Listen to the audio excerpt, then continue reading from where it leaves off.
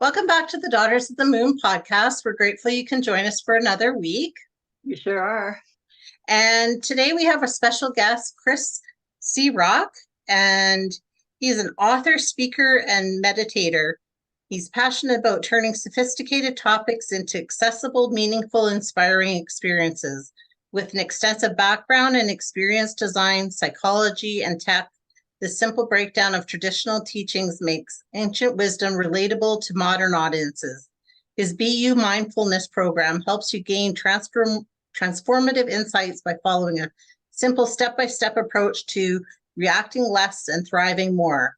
In private, Chris enjoys nature, playing tennis, and writing music.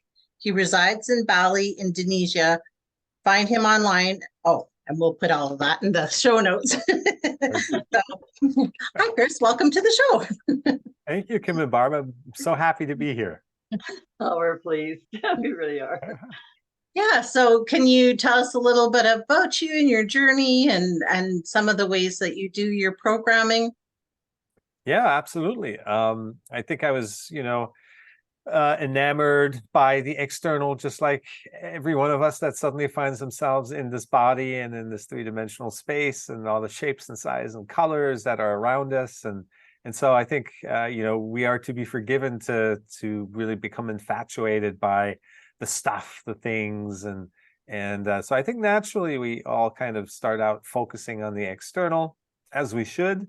That's what makes this particular existence so unique. And then slowly but surely we all realize that the things we achieve on the outside are just temporary. So there's joy and there's happiness in reaching goals, but it's fleeting.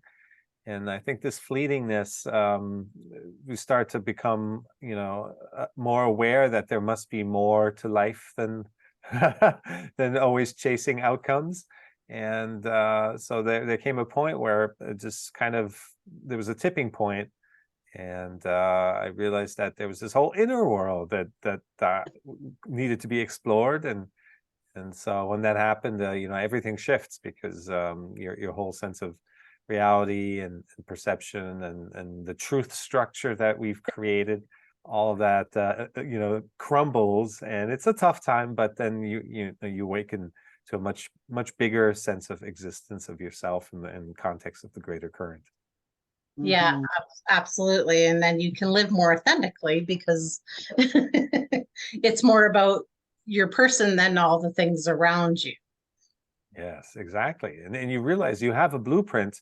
Everyone has their own unique purpose, and that's really where the true passion and creativity emerge from, and being connected to not just ideas that you try to come up with, but ideas that come through you, that you're just meant to execute. And I talk about how, like, what's the difference between a calling and just kind of an idea that you came up with. And there seems to be like the word implies, calling means you're not quite there yet. You're being called to something, which means there's some work to do to get there still, and maybe some discomfort as well, because you're not quite ready. And so your true calling is always accompanied with by a little bit of discomfort or challenges. And then ultimately it's those challenges, by overcoming them, we become experts at those things. So it's funny how life is designed. The things that annoy us and irritate us and challenge us the most are actually the things that point us to our deeper selves, our inner truth, and who we're really meant to be. Yeah, absolutely. And so what do you think is a good way, if you have a calling and you're getting that, how do you kind of go after that so you can work through that discomfort and get to where you need to be? Yeah. Well, the calling is usually like an inner knowing, and it's not attached to the how. It's more of a what are you meant to be applying yourself to, and then the bigger picture unfolds from there. And then you kind of see a direction that your life is taking, and you see like an end picture. But how you get there that becomes a challenge, is not to be too controlling or too attached to, we're conditioned to create plans and steps. We need to take and execute to reach a certain goal, and that then life always happens differently and at its own accord, and to be able to just relax and let go and not push so hard. I mean, to this day, I find myself, I catch myself pushing too hard, and then I go, Chris, you just gotta, step back and let it unfold more organically. And then when I do that, then things happen with ease again and serendipitously. And so, yeah, it's staying in this state of flow and acceptance and surrender, but also doing, of course. You're not just sitting around, but it's not doing from self, but more executing what is coming through you. And that's the most, because you're present with what you're doing when you operate that way. You could be doing the most amazing things, and this was one of my big revelations. Is on paper I had a great life, and when I realized that it's not if I'm not present with the activity, then I could be doing the most amazing things in the world. It just wouldn't fulfill me. So that whole picture flipped on its head then when I realized that I could be doing anything, I mean, the most mundane activities, but if you're really engaged with it and present with it, then folding your clothes could be the most miraculous thing in the world.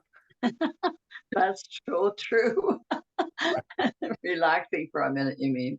Just letting it happen. Well, and I think in today's world, we multitask so much and we think that that's the answer, right? Because we're trying to rush through things. And so I like what you're saying is just being present in that one thing that you're trying to accomplish. And sometimes that's a hard thing to do. Yeah. Our mind tends to race to the next unknown moment and try to fill it with something that we know, that some plan that we imagine, even if it turns out completely different.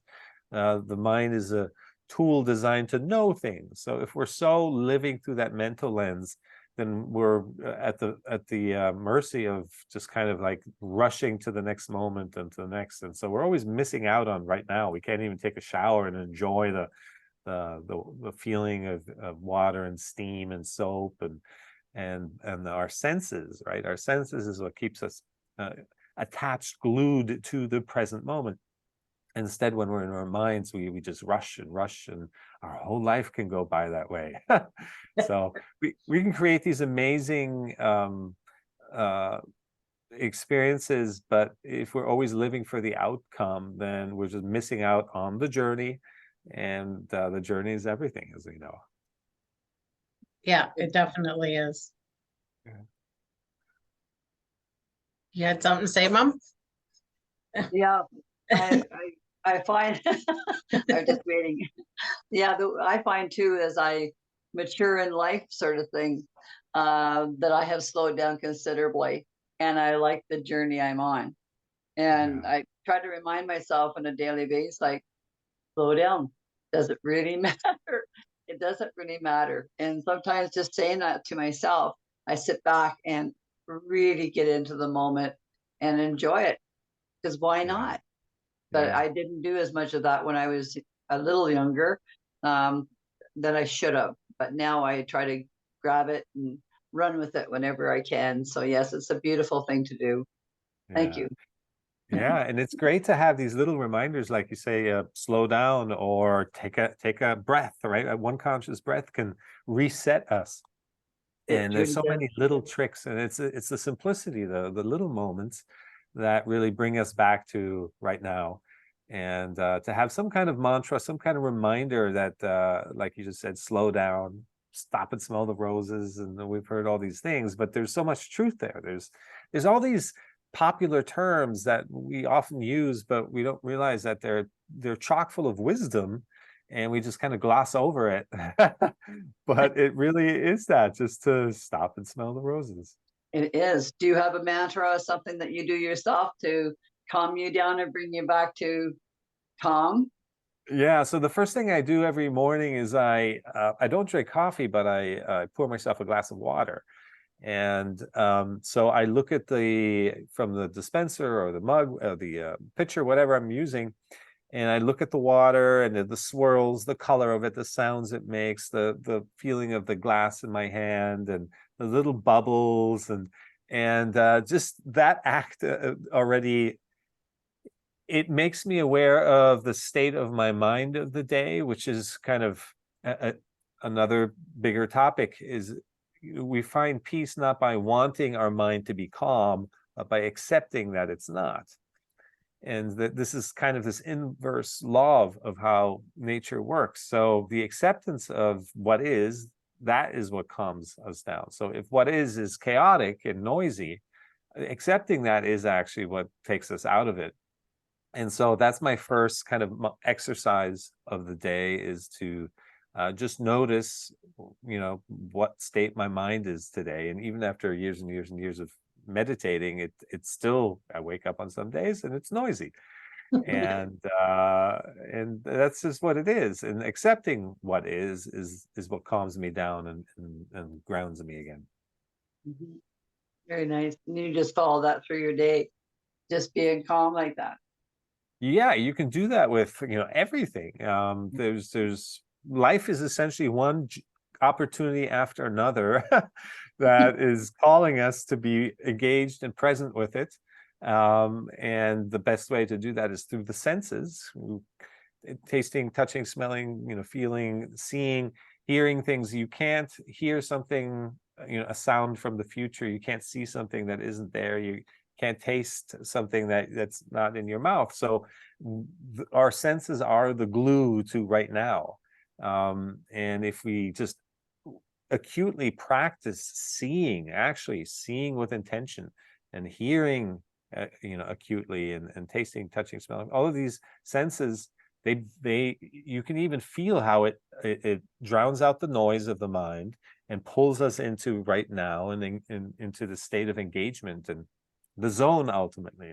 There's some activities that, sports, where we've heard that term, and it's because you're focusing on that ball and nothing else.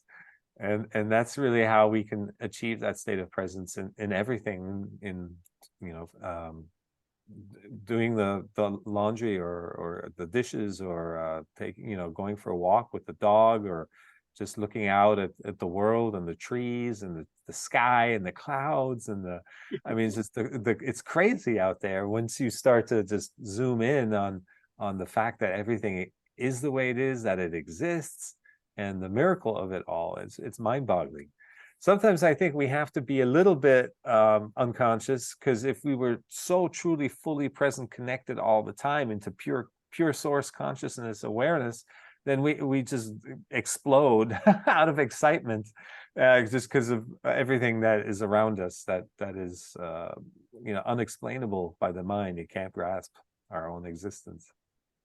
Do you think we Everything miss out on experiences in life because we're rushing so fast for the most part, that if we actually took that time to be really present in most things that we were doing, we'd find new experiences that we don't even know exist in them? Of course, and that's a great point, because most of the way we experience things when we're acting through this mental lens is through judgment. So we're labeling, we're defining, we're putting meaning and labels, that, again, the mind is a tool designed to know things, so it's going to just assign definition. But that is, by default, by definition, it's a reduction of what it could be in the multiple perspectives on a situation, and we reduce ourselves to kind of one small perspective on something by labeling it. Even just calling a tree, we're taking ourselves out of the experience, the presence of the tree, and thus a reflection of ourselves in the presence of the tree. And rather we kind of give it this label, and it becomes this mental thing, a snapshot that we have in our head. And then we lose the definition of literally the resolution of the tree, how that tree is unique from the next, and its aliveness, and how the branches all twist and turn in their own unique ways, and no two trees are alike. And so we lose the aliveness and connection to that when we label things. And judgment isn't just saying negative things about something. It's judging something to be something. And that takes us, it robs us of that fresh, the aliveness of the present moment, and then we lose, we lose just our connection to life, and slowly we become faded and jaded, and then we burn out, and then we reach this point where we've lost the passion for living, and then we have to find a way to rekindle it. So yeah, so many more opportunities to see things from different angles are there when we actually stay connected to the experience of something, as opposed to the mental labeling of it. And that then can, open up to new opportunities that you wouldn't have seen. The creativity flows through you because you're just, it's like a playground with tons of toys in it, as opposed to just like one. You've got one shovel and a little heap of sand. that was your situation before, and now you're in this endless vast canvas of a million, your own beach with just endless toys. That's great. That's a great way of saying it. I find as I'm maturing too that sometimes when I'm in a conversation or whatever, I forget something that I was meant to translate at that moment. But then I find later, if I just sit down and really calm, it's like, oh, for God's sakes, like that was so simple, and it comes back to me. But at the same time, when I sit back, at one time I used to worry that if I didn't get the message then, that there was, maybe because of my age, I was starting to not remember as much. But then I realized that what I do is, you say the toys of your mind, my mind just travels. And if I let it go, I can find myself endless, going places and really enjoying myself. And I finally do come back to where I'm supposed to be in the real world, but let everybody know that I haven't lost my mind, but I can really get tied up in just letting myself go sometimes. I love that. That's being able to let go and not, again, judge oneself for it should be a different way, or I should not forget it or let go. And you'll come back to it if it's important. It's the spark of, there's a spark, and follow that, follow your bliss. So that's awesome. That is. It's especially cool that you get to do this together. And I run retreats, and occasionally we get like a parent-child combo, but it's rare, and it to be able to do this journey of self-realization and exploration together with family members across generations, that's really awesome. I mean, that's very special. Yeah, we like it a lot. Yeah, thank you, because we really do like it, and it was right from the get-go. Was like, okay, why don't we do this? And then it's like, do you want to do this with me? And she said yes. And I just said, okay, now I don't know where we're going to go, because I don't know anything about podcasting, which I think is how most podcast people start out. And then, just kind of grew from there, because we always had that interest in spirituality and expanding our minds and living more authentically and those kind of things. So then you just start reaching out to wonderful people like yourself that, and yeah, it's so nice to share this experience with her.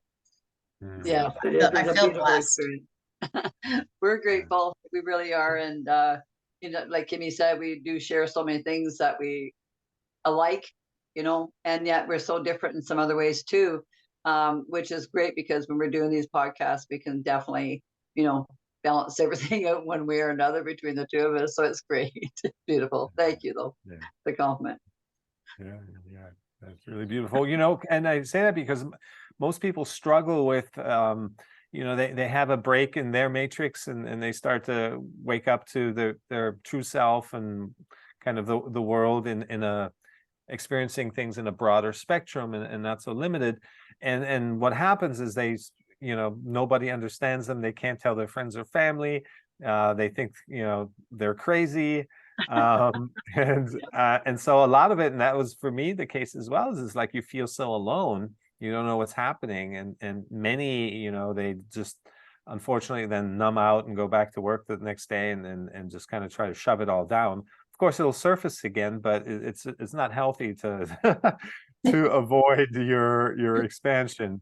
Um, and um, and so to be able to speak and share and have a support network around yourselves, especially within trusted family structures, that's super valuable, and it's a beautiful thing. So somewhere your souls agree to come back together and create this experience for yourselves and others. So that's awesome. Thank you. Thank you. We want to share what we know, and we want to learn from individuals such as yourself what we don't know. There it is, cloud in that mind. But at the same time, it's exciting to know that there's so many different ways of finding your spirituality and enjoying the bliss of every moment of this world. It's just beautiful, and we share a lot. We share that, beautiful. Yeah, and it is such a precious existence, and when you start to, truly live by your conscience, and then you can no longer go against it, and make most use of it every moment, and just so be fully aware and vigilant that the quality of your thoughts matters, what you give your attention to becomes your reality, and all these things, and that really uplifts your own vibration and that of your environment and those around you, and as you heal yourself, you become a healer for the world, and so it's the work is personal, but ultimately it's for the collective, for the oneness of us all. Yeah. Absolutely. Absolutely. It's just so nice to learn these things, to how to expand your mind, because like you start doing things and that are right is not the correct word, but just going through life and doing these experiences, and then the pattern comes back. So that there's something else, there's another obstacle that you got to jump over, that you're like, oh, I didn't get it this time, but maybe this next time, I'll just be open and do these things. And I know for myself, like I've brought in a lot of affirmations and meditation for myself in the morning. And I love it because it sets my day up in a totally different way than if I rush and don't have that. Yeah, and what you mentioned there about pattern recognition is really important. We tend to criticize ourselves and get down on ourselves for finding ourselves in the same or similar situation again, but that's exactly what you're saying, is it's going to come back in one form or another over and over and over until we navigate it differently. And fundamentally, that's navigating it with more awareness, more consciousness, that will bring change and healing into that situation, not by avoiding it. And so it's all laid out for us to really, heal, and life wants us to grow and expand. It doesn't want us to be small and limited and scary and lonely. That it's constantly challenging us to become full and whole and step into our power, and so recognizing that, and the lessons that come along every time we feel triggered. It's not about the person that triggers us, but it's about what is that pointing to within ourselves. And that's another opportunity to reflect and go within and really see what's there, and kind of clear it all out. And there's different ways to do that. In terms of, Kim, you mentioned techniques of really clearing out I call them stuck feelings that accumulate over time from our reaction to things, our judgment of things. And meditation, there's many different forms, and breath work, and just having a mindfulness practice that's ultimately returning us to what I call our natural state, is to experience things. Sometimes I say experiencing, so that you have that awareness. And in everything that you do, you have 30 to 50% of your awareness is with your sensations, is how are you feeling, how is this aliveness, this life force that's flowing through us, how is that expressing itself within the framework of our body. And that's really the only thing that's real. And but it's really so simple. So waiting for the elevator, there's an opportunity. When somebody's late for a meeting, there's an opportunity. Just doing menial things. You know, the walk down to the corner coffee shop could be an incredible, you know, walking meditation, or an awareness meditation, sensory meditation. And the word meditation really only describes our natural state of being engaged and present with life, and responding to the circumstances as opposed to reacting to pictures in our head. So ultimately, it's not a separate activity. You know, so many people I talk to, they say, I don't have time for another thing to sit in the morning and meditate. Well, it's a state of being that we bring to life and our daily situation. So it doesn't have to be the separate activity. I like that, how you said that, because it's so true that you just need to be present and slow the mind and just be conscious about everything that's around you, and that is meditation. Yeah. Yeah, I love that. You know, it reminds me, the sense of time, it only feels so rushed because the mind just jumps and jumps and jumps. It's so easy to jump to the next, you know, the monkey mind, to the next branch.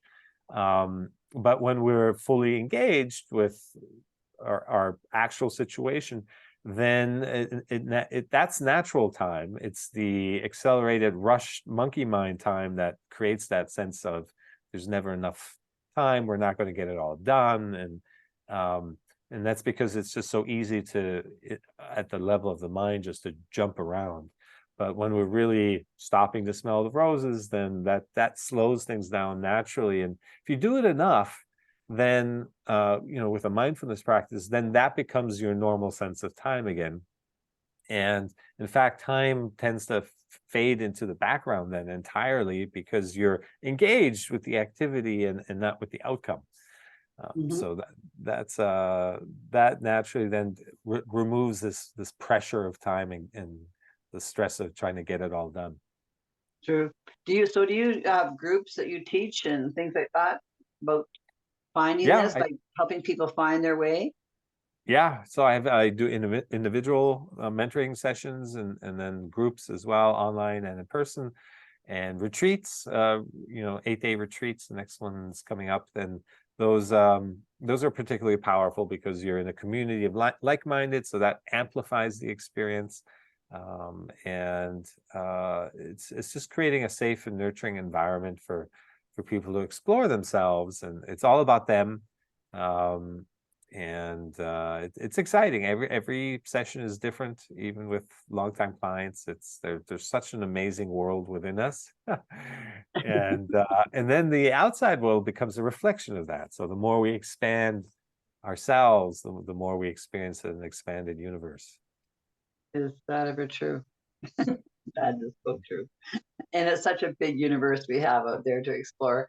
And if we allow ourselves to travel out there in our minds to, you know, the possibilities, wow, it's mind-blowing if we listen. There's the other thing, listening, right? Yeah. Well, yeah, listening is probably, even before I got into this new chapter of my life. I was a corporate consultant in user experience design, as you mentioned early on, which a lot of those principles of listening and observation and play and curiosity and beginner's mind, those were part of that already. I didn't recognize them as mindfulness principles at the time, but I was already kind of going in that space, just more in a corporate setting. But listening is so powerful. And there's something I used to, an exercise I did with my students.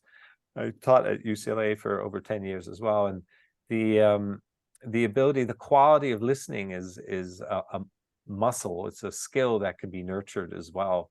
And when you're able to listen without judgment, that comes through to the speaker, and they're able to hear themselves reflected more accurately, without you filtering what they're saying through your own belief system and then sending that back. So learning to listen without judging is super powerful for yourself, but also because you're holding space for the speaker, and they get to truly experience themselves unfiltered. And that's being a real good friend and confidant, and companion is to be able to listen without judgment. That's so true. So many people do not listen. And Yeah. Yeah, you can feel when they're looking to jump in, or that there's something that they're like judging you about what you're saying, and you can just feel it. And if you can come out of that for yourself, because it's no fun to judge, it's hard work to judge. Yeah, like when you kind of start to recognize that, you're it's shocking at first how we can't stop the mind from taking control over each situation. So it takes a little practice. We've been living in this conditioned reactivity of the judging mind for decades. So it takes a little practice to come out of it, but there is no other way to live. That's true. I find that, like, sometimes I try to make myself aware, especially if I think I'm getting caught up in judging either myself or other people around me. And it's like, okay, so notice every time that judgment comes into your mind. It's crazy how often it does if you just let it have free reign over you. Yeah. It's the mind is so used to controlling and dominating us, and then as you establish a meditation practice, that's the initial challenge. Is it won't go without kicking and screaming. It won't give the power back to you, and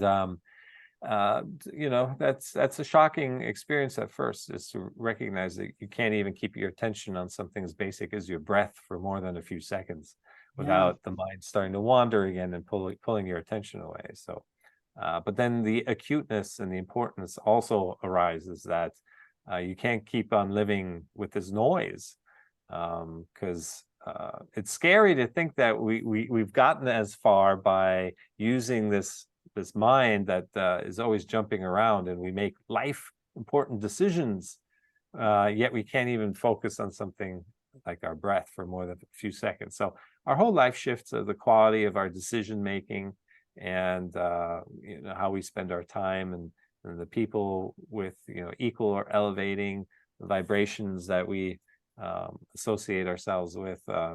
Everything changes. So it's a process to go through that, but sooner or later it'll get to everyone. Yes. I hope so. I find I hope it finally gets out there. I find with conversations with people, we were talking about this, Kim and I, just a few days ago.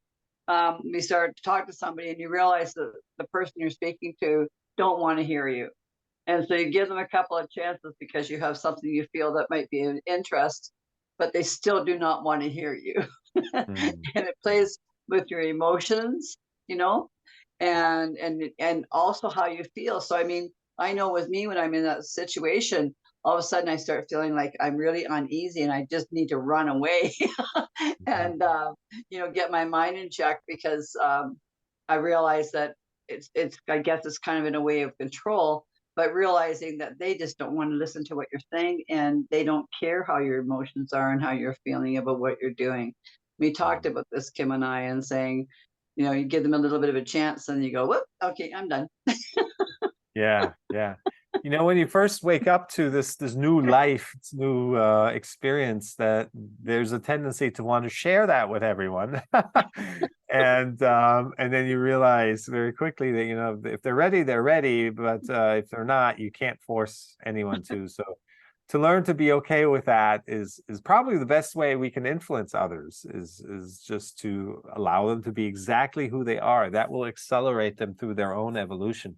And that's also that's the source of most of our suffering or tension with other people, is to want them to be ready sooner than they're naturally outlined to be. So again, it's just the same thing, is allowing everything to be as it is what creates the most fertile environment for things to accelerate and grow and expand on their own. Because that's our tendency, right? All of our cells want to grow, and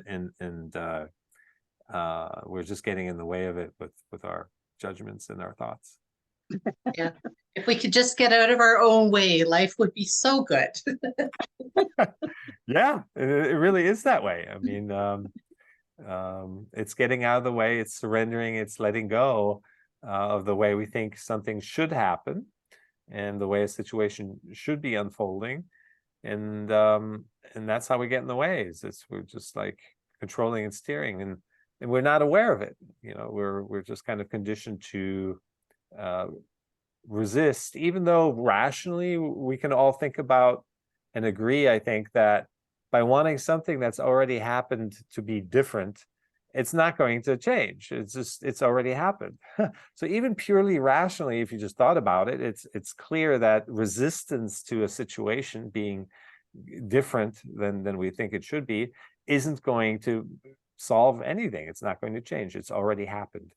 So, but despite that, mind is a control freak. We keep, as long as we're in our heads and we don't learn to kind of ground ourselves in our bodies, then we're going to keep just controlling and steering, and with the same outcome and the same kind of hard road to travel with this constant, these cobblestones of judgment, as opposed to kind of a smooth sailing experience of allowing things to be as they are and then taking action. I call it clear action. You see them as they are clearly without filtering through your own truth structure and belief system. So then you see things from multiple perspectives as opposed to just from like that myopic singular one. And then better decisions naturally flow from that, and you can take action in ways that's more efficient, more productive. This applies to everything, and to work life as well, in meeting deadlines and being more creative and coming up with novel solutions. And so it's an overarching, it's a new operating system for life. It is. Yeah, absolutely. My other thing that I'm trying as well is to make space. Instead of filling the space when there's time, well, and for me, I love to read, but even that, sometimes it's like, how about we just don't do anything? How about we don't go on the social media? We don't go on the computer. We just are in that space and just be present in that space without filling it with some activity. Yeah, no, that's a big one right there, because the distractions from being alone with ourselves and this fear of loneliness that we're conditioned to avoid, ourselves, essentially. If you look at the media, fun and happy times it's rare that you see somebody, and reading a book or being content by themselves. It's always happiness is pictured as a group, people laughing and socializing, and so we don't get an opportunity ever in the institutions of life to really learn to be with ourselves. And so that builds up, and we're constantly avoiding, and that the truth of ourselves gets shoved down continuously until one day we have to confront it, because we'll be depressed or unhappy and unfulfilled and miserable, even though it looks like we have plenty of things to be grateful for. It just catches up with us, this avoidance of self. And like you say, to recognize the unease of being with yourself and just in space and time and sitting there and being with your thoughts and feelings, and making an effort to do that is so important in your journey.